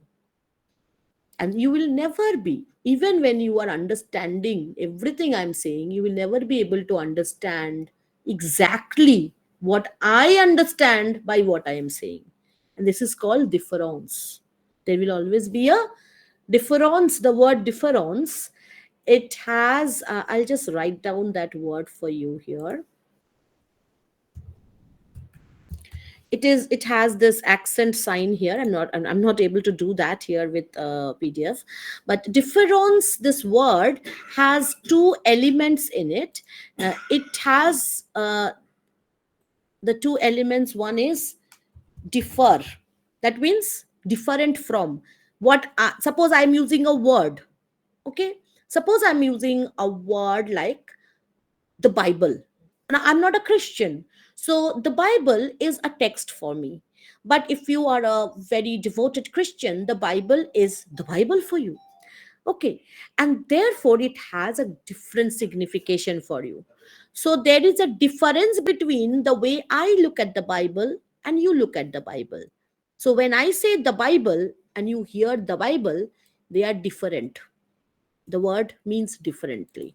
And therefore, there is always uh, a kind of a shift away from what I am trying to mean. It is differing. The meaning is deferred, and you can never reach the kind of meaning that you want to. That is Derrida, what he said. Okay. And therefore, Derrida and Foucault, they were directly against Enlightenment's ideals. Okay. And Habermas actually was not very happy with these two, and he said that they were detaching from the pursuit of justice and rational discourse. They are young conservatives and all that. Anyway, now we come to Lyotard. We have already understood a lot of Lyotard's ideas through our idea of the paintings we saw. Now, what is the most important idea of postmodernism? Suppose you are in an interview and somebody asks you, what is postmodernism? Postmodernism is a rejection of the idea of grand narratives. If you are to write in one sentence, what is postmodernism? It is a rejection of the grand narratives or meta narratives. What is a grand narrative? Grand narrative means something which an entire society, a class of people, a chunk of maybe a country believes in. It can be a set of ideals. It can be a book which guides you. The Ten Commandments, they are the meta narrative. Oh, patriarchy is a meta narrative. Ram Rajya is a meta narrative. And then all this, Bharat Mata, the concept of Bharat Mata, that is a meta narrative. So meta narrative means which does not have, which is not in just one book.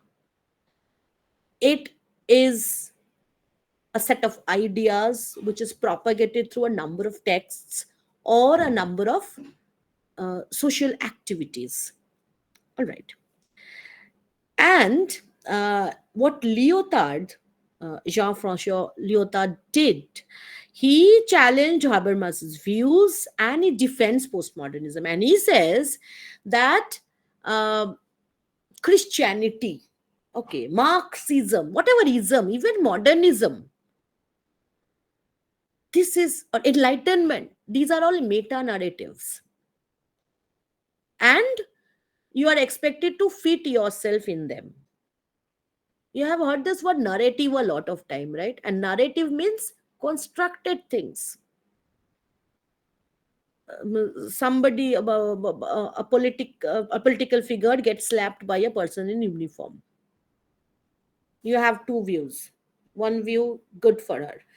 Second view, a person in uniform shouldn't do this. Third view, outrageous. So you have different views based on different meta narratives. The person who says, wow, very good. A person in uniform slapping a political leader, fine, very good.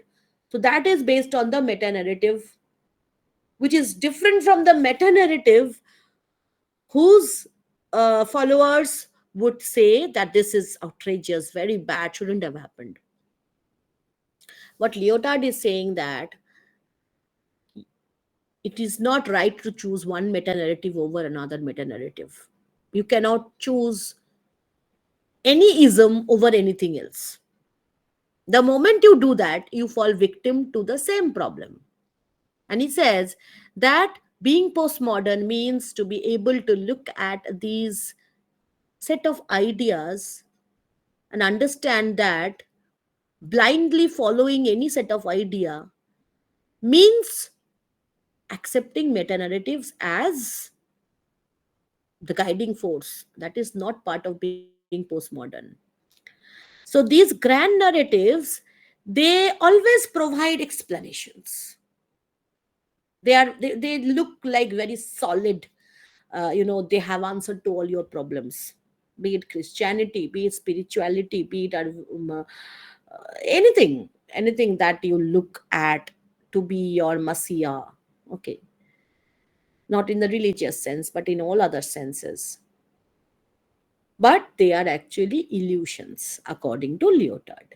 And this disbelief of meta narratives is postmodernism. Postmodernism is about mini narratives. What is mini narrative? This is what Foucault said. Foucault said that if you don't find authenticity in history, you are not sure. History is a meta narrative written by somebody under some authority, under some instruction, sometimes consciously, sometimes unconsciously. Okay, so Foucault said that where do we find real history? He says, first of all, real history is not possible to be found. What you can get is different realities, histories. And from where will you get those histories? From things which you don't consider to be history books. History books is at the center. What is in the margin? The advertisements during those times, maybe the memoirs, the diaries of people who didn't even publish, okay, receipts of things, business deals, government laws. All these things will add to your idea of how a particular age was. And that is the idea of new historicism. Okay, so it is not considering history as a uniform meta narrative, or rather you can say a grand narrative which you should believe in, but questioning its reality and providing access to these margins, these texts which lie in the margins, otherwise neglected things. Okay, so that is how it happens. And then, of course, if you are looking at so many different things to understand the history, suppose colonial Bengal, how will you understand the history of colonial Bengal? If you look at the autobiographies of women, memoirs, maybe some even there are interesting things like periodicals which were not published. Okay, things which you otherwise would not consider to be part of conventional history lessons. Those things will add to your understanding of that age. But that source, or there is not one single source, it's a blend of many things, and therefore it is like a fragment, plurality, and accepting plurality. This is right. That doesn't mean that is wrong. Both can be right, and at the same time, both can be equally wrong. Okay. So there is no unified, coherent history and subjectivity. It's all about fragmentation. Um, with Jean Baudrillard, we come to a different idea altogether. Not different, but an extended idea that if it is not possible to reach reality because everything is fragmented, I don't know what is the real history of a place. I don't know what is the real, um, what is the truth about history, or what is true in the history that I read about a place.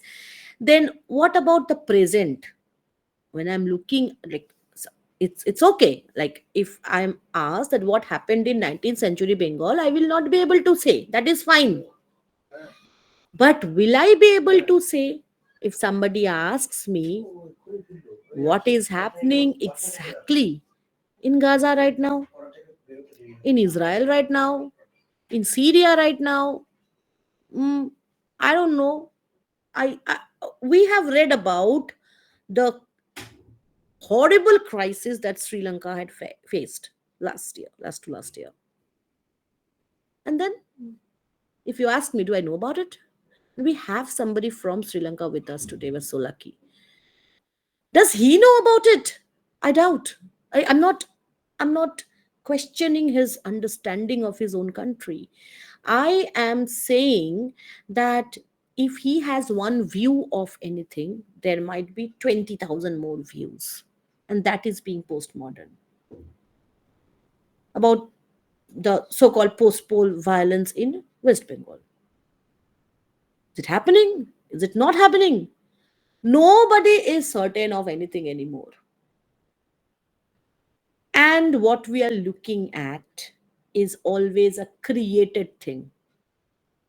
And I was looking at this election result on the day the counting was going on, and you won't believe it. I was switching between 5 6 channels, and they were claiming to go live about things, and they were showing different kind of results. No, when it was coming to the question of who has won a seat, they are not playing false there. But suppose a channel is showing that this guy is trailing or that guy is leading, then there was an immense difference in the way that was presented across the different channels. And I realized that I was looking for truth in television. Why? I teach postmodernism. So I just switched it off, and I knew that by the end of the day, I would really know what had happened. And I would know, I actually knew what would happen beforehand, in fact. So the reality or the illusion that is shown in front of us is basically a hyper reality, where reality is expanded in front of us, shown as something that we love so much that we forget that it is not, it's a construct. And he talks about simulacra. Simulacra is everything around is a simulation. It's like a game, video game. And nothing is, you're not sure what is real anymore. Are you sure I'm a real human being? Are you sure it's not some AI talking to you? Might be, or might not be. And this whole feeling that we are not sure of uh, what we believe in anymore, that gives you this uncanny feeling that we are in a video game. It's like the Matrix and Keanu Reeves, that kind of a scenario. And he actually talks about the 4 stages of the sign, and I wanted to show you the picture about them. This is basic reality. Some painters, they give you basic reality. This means this was the idea of a solid belief that reality means what I see in front of me. So there were painters, and it's just one example where you have a realistic painting. And now we come to distorted reality. Same kind of cityscape, but you see, there is some distortion. And this distortion means you have a subjectivity imposed here. You are looking through the eyes of the painter here. And what is the only thing prominent here? The horse carriage and a clock, which is like time, and the passage of time possibly is the focus here, and nothing else is in focus here. So dehumanization is a very constant thing here. So this is a distorted, morphed image. And then you have absence of reality. Like, are there any faces here? No. Eyes are not here. There are no eyes here. Hollow men. So this is again Magritte's surrealistic painting, and there is an absence of something, but this absence is disguised. Okay. And I'm not an art critic, so I won't be able to actually give you that goosebump creating lectures on art. And there are very good lectures on modern art. I really encourage you to go out and watch them. So they will be very enlightening for you. But I want you to look at the final stage. What is the situation now? What is really postmodern? Is that there is no relation to reality, and this is what that looks like. This is called pure simulation. What is it? The first question is that you should ask is not what is it, but that how does it affect me? What does it mean to me? That matters. And if it doesn't mean anything to you, fine. And if it means something to you, that's it. But that doesn't mean the other person's understanding of this picture is wrong. That person's understanding is as valid as yours. Okay, because everything is simulation. And what is hyperreality? This is what I was saying, that there is no depth, it's all surface. It's all surface. Disneyland, okay, and he argues that it's a simulation masking the reality of American culture. But if you go to Disneyland, I've never been to Disneyland, but I've seen pictures, I've seen videos of Disneyland. Looks so real. You go to these eco resorts you have all around. We have around Calcutta, you must have Kolkata, you must have around your places as well. Eco resorts who are like this theme cottages, wood, they made of wood, or sometimes they're made of mud, and they have AC fitted inside, but you cannot see the AC outlets, it's concealed. So you're given an illusion of a reality, and you actually feel that you are in a situation, a mud house, a real mud house, but you're not. So that is hyper reality. And all experiences are through some simulation. Simulation means it's a kind of a situation is created around a matrix of situation in which you are acting. Your If you are questioning something, suppose you are questioning something you think that the government has done something really bad, and you are questioning it, then some kind of hyper reality is making you question it. You must have come across a YouTube video which has made you look at that particular work of the government in a particular way, and then you are asking the question. You think that no, I make my own decisions, but still, did the chief minister or the prime minister come to you and actually talk to you? No, you have read it in the newspaper. You have got the information from somewhere, either from an analyst on YouTube, or from a particular newspaper which claims objective journalism. But nothing is objective, my dear, because the moment you read any information, you are reading words, and words have stopped meaning any one thing since long.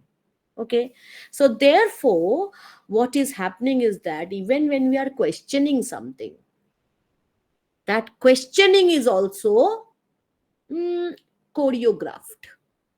Who is doing this? There is not one single who here. Everybody is doing this to everybody else. Manipulation. So you can say a simulacrum is a virtual or fake reality, and it is not an imitation. It's not like somebody is imitating something. Whatever you are seeing in front of you is an imitation. It's not real. Reality is replaced by false images. What is this? Is it a photograph? No, it is a painting, and it is livelier than a photograph. Livelier. And this is hyper reality in painting. So if you look at the history, what led to postmodernism, you know about the technological revolution, you know about what has it come down to? It has come down to ChatGPT. What now? It's going like 4.0. You don't know which content is original, which content is plagiarized, which content is what. You don't know what to believe in, which definition to believe in. Well, postmodernism at least gives you the feeling that you don't have to think about definitions. Definitions do not exist. And then eventually, we have already talked about Derrida and Foucault. And we will come to the last part of our discussion. I know it's a very long session. I was not I thought that it's going to take long because two big concepts are going to be taken up together. Maybe just another 5 minutes would help us look quickly through the differences, which you have already covered. Number one is modernism hates the idea that everything is gone to pieces, but believes in the idea that everything was good at some point in the past. So there is nostalgia. Postmodernism says that nothing was good in the past. The idea of good, the idea of perfect, the idea of center, everything is gone. They don't believe that anything we are shown as real, anything we are shown as history is true. Okay, and there is no truth possible to be achieved or received. It's very subjective. And then we have this idea that meta narrative and mini narratives, this we have already gone through. And then finally, language, and how language is not stable, it is deconstructed, and it's not giving you any kind of a permanent reality. And languages, there are a lot of signifiers, no signified. You cannot reach what the speaker is actually trying to say. It's always deference, and it comes it thing becomes worse when it is about written language. I don't even know what the person intended. And well, capitalism, and there's a change, there's a difference in the way modernism uh, looks at capitalism and postmodernism looks at capitalism. Modernism was about how you address the issues of monopoly, that there should not be a monopoly, and they were thinking about ideas such as rights of people, all these things. Postmodernism is about, um, it's more about shifting towards intellectual aspect, and at the same time people are focusing less on production than on marketing. And this you can see everywhere. Instead of producing real things, people are going for other stuff. So I've prepared also a reading list, and along with this, I considered the Bible. Again, I'm using the word in a loose way. Peter Barry, you should have a Peter Barry if you're going to appear for NET, appear for any kind of school service, any PG exam. Then you must have Peter Barry's beginning theory. So I'm not giving that name here, but if you want to particularly read about postmodern, these three books are handy. And especially with this Routledge companion, you will have a lot of terms that will be handy. And don't rely on what you find through Google search engines all the time. Okay, there are authentic websites, but you should be very cautious which to use. All right. And now I think I've come to the end of my so-called pretension of a structured lecture, and I would stop presenting the screen now, and let me take you okay, first let me look at the questions you had till now. All right. Okay. First let me see. Nivedita, is reflexivity same as what we call fourth wall in drama? Yes. Fourth wall, breaking the fourth wall is a strategy of reflexivity. It is one way of reflexivity, it is not the only reflexivity. Okay, so if it's a novel, how would you have reflexivity in novel? There is no fourth wall in novel. In novels, if the novel is making you pause at times, directly addressing the reader at any point, then it is reflexive. Okay, so fourth wall is one of the ways in which reflexivity is manifested. Okay, now we have Afat, Rubayat. Someone consumes some kind of drug or alcohol, does the subconscious part of mind become activated? Of course, see, whatever intoxicant a person takes acts in the same way as what happens when we sleep. It is a suspension of the connection between um, superego and id. So that link is somehow um, jeopardized when somebody is intoxicated, and that's why it is said that sometimes you would see that a person is not affected much by uh, like if he can take a drink, he wouldn't be affected much, and some people are affected more. Maybe the people who are affected more, if they are physiologically similar, then that might be because of uh, things in their id, or maybe they have more repressions, that's why they get more affected. I don't know, I'm not an expert in this. It's better to call to consult a psychologist if you want real answers here. But yes, condition of intoxication and condition of sleep is not very different. And people who believe in the idea of hypnotism, they believe that it's the same thing happening when you hypnotize somebody, although I don't believe in that concept at all. Tripti Mukhopadhyay, subjective leap of faith means one who is religious can think of their existence from their religious perspective. Yes, of course, but then subjective leap of faith means if you are a religious person, you are looking at religion from your subject position. Fine. But are you doing that by logically thinking about everything in it? Or is your so called subjective feeling about religion based on things imposed on you already? Are you truly a subject when you're making this subjective, this claim to subjectivity that I have faith and I have right to have? Of course, you have right to have your faith in religion, in anything. But if you are under some kind of meta narrative working here, then it's not truly subjective. It's not truly that way. So your, it should be that, what I was saying is it should be authentic. Not I, sorry, I wasn't saying anything. It was what Kierkegaard was saying. Okay, that authenticity should be there. That it doesn't matter what anybody says, it doesn't matter what the priest says. I believe this, and so be it. This is what leap of faith means. I trust myself, my guts. That is true subjectivity. But when you believe in religion because the priest says so, it is not subjective realization, it is not a leap of faith. Okay, it is bad faith actually. Sometimes we don't want to take responsibility of anything.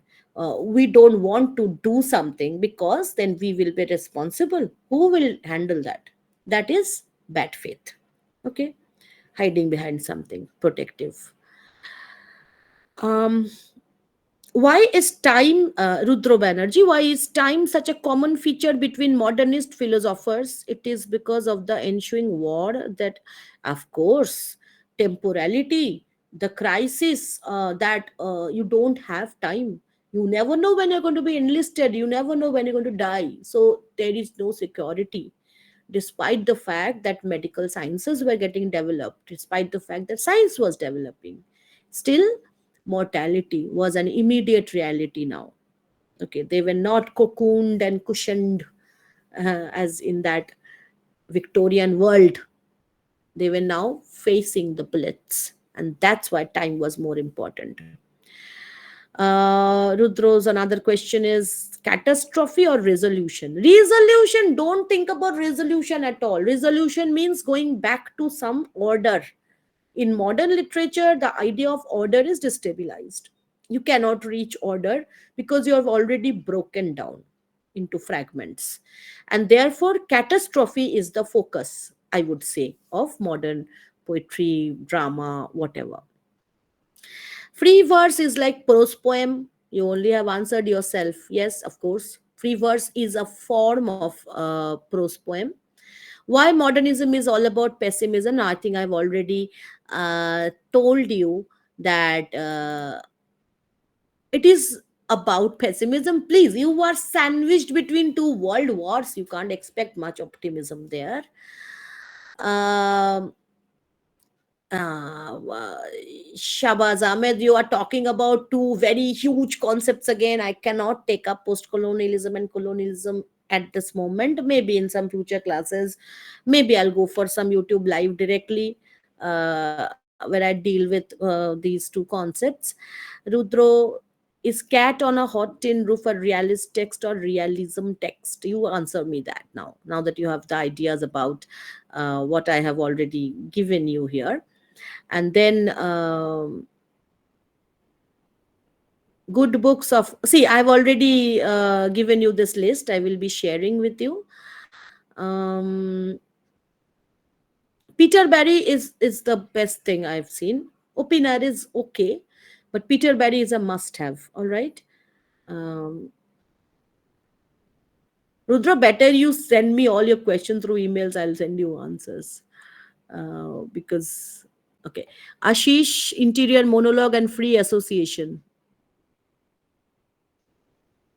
Free association does not mean that there is any kind of link between two things that are imagined.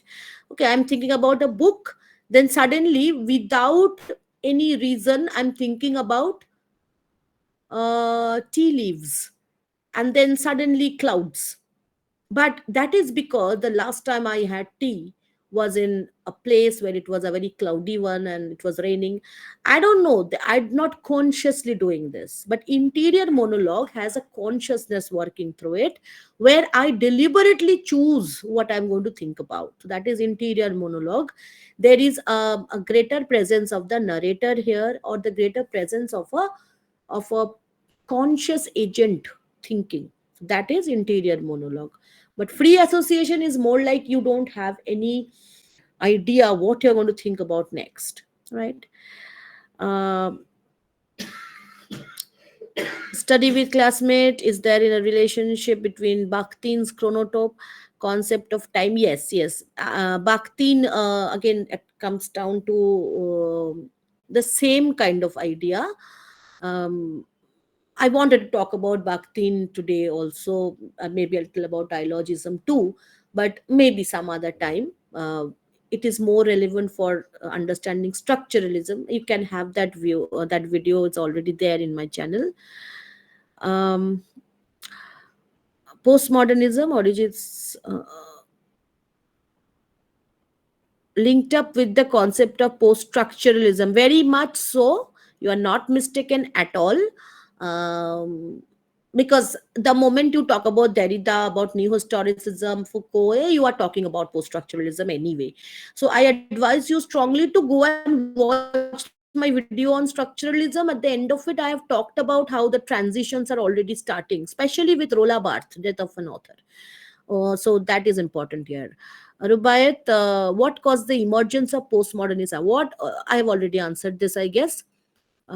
Conventional history, yes, totally. They completely reject conventional history. They completely reject the idea of history, even.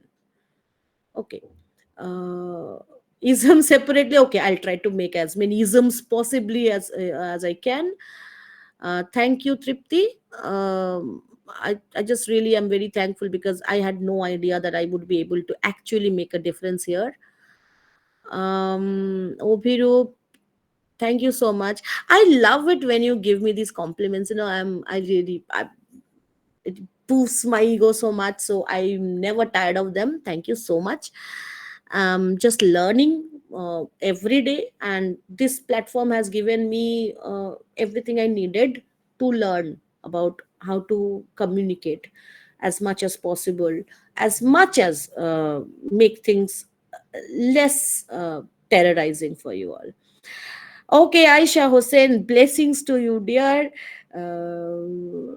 What does this goddess mean, by the way? Because if it is again from a postmodern point of view, then goddess, what does it mean to you? That I should know first. But if it means something that I really know, I'm really flattered about it. Okay, Shondipa, if we consider the idea of death of an author, how are we supposed to understand Keats? Huh? What does your question mean? Uh, no, Keats died, but I really don't understand your question here, Shondipa. Can you unmute yourself and actually ask me what you're asking?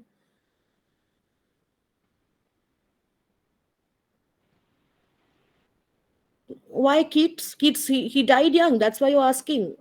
Death of an author is a concept which says that after a text is produced, it does not matter who produced it. So the author is practically dead the moment the text is But produced. ma'am, Keats's Mm-hmm. writings are related to his life. So if we consider that the concept of death of an author, then we are supposed to delete the ideologist of the author or the perspective of the poet, what he has written in it. Okay, now if you are attempting any paper on, like, sometimes you have this question, you are given a passage of poem or a poetic passage, right? And then you are asked to write substance and give critical appreciation, right? You have these unseen poems sometimes in your question, in your exams. You don't know the name of the author, but you still make sense of it, right? How do you do that? So it means that even if you don't know who the author is, what the author thinks, when the author wrote, when he died or she died, whether it was a he or she, still you can make some sense of it. This means that the existence of the author is not vital for your understanding of a text. Doesn't matter to you who the author is. You can make some sense. Okay? That means the text is a produced thing. Just like any product that you are using, the lipstick that you are using, or the AC that you are using, who produced it? Does it matter? No. How you use it matters. Just like that, text is a material that you are using as a reader. So, death of an author means, first of all, the idea of author, the word itself, again, see, the word author is loaded with signification. It means something like a godlike figure, somebody who's sitting on the top, right?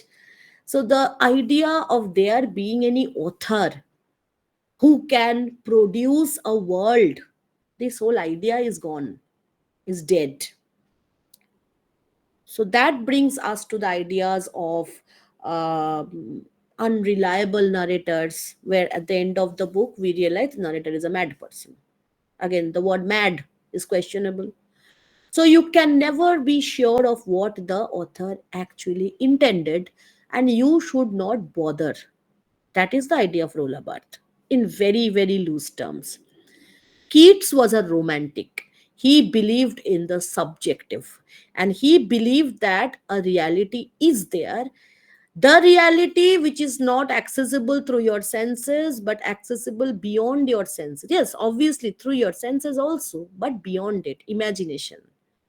So he obviously thought that what I write will make me immortal. That is why he was talking about mortality so much, that he knew that somehow his writings would make him immortal. But after Rolla Barthes, it was obvious that writings don't do anything at all, because the moment you have already written and published, it is the property of the person who is reading it. Okay. All right. Of course, you can challenge Rolla Barthes with the help of his own theory. Actually, Derrida himself said that he deconstructed himself when he was gone. Because in order to write the theory of deconstruction, he had to use words.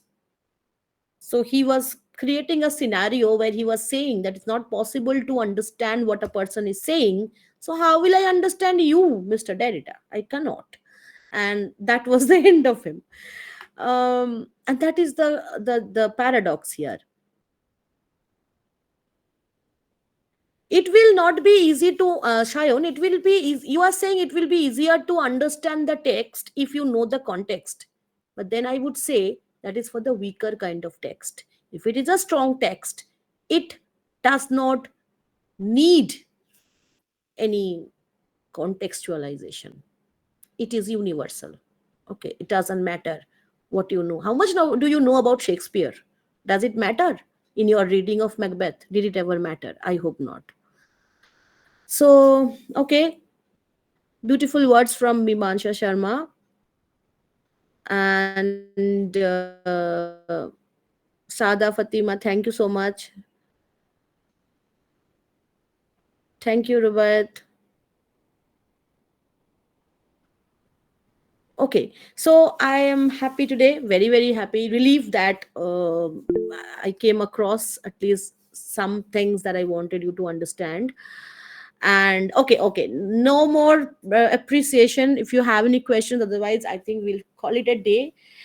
I really would love a cup of coffee right now, and you can also enjoy one. And you can imagine we are having it together, thinking it's a kind of a simulation. Well, if everything is simulation, what's the harm in thinking that we are having the coffee together, right? All 30, 40 of us.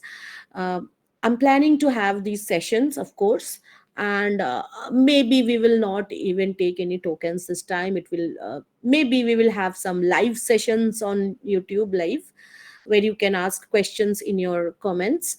um, and somehow I always feel that my platform, I have always tried to keep it free, and we'll think about it. Okay, so I can't promise anything at the moment, but we will keep on thinking about new sessions, and we'll get back to you. Okay, so thank you all. Share with your friends the about channel so that it grows. And good night then. Oh, Orijit, which two questions did I skip?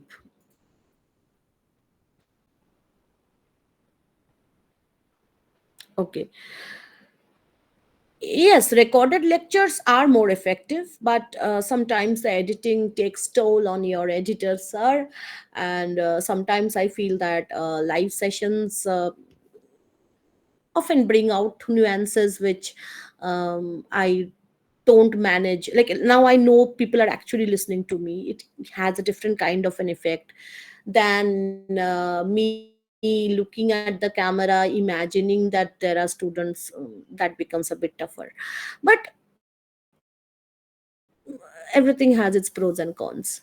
So I think it's really late now, and I'll take your leave. I'll thank you all again. If I've skipped any questions, I'm really sorry. You can just WhatsApp the question. I'll try to answer that. Okay, because when I'm scrolling up, I don't see anything that I've missed, and I don't want to keep you anymore. I hope you like today. And good night then. Bye bye, everybody.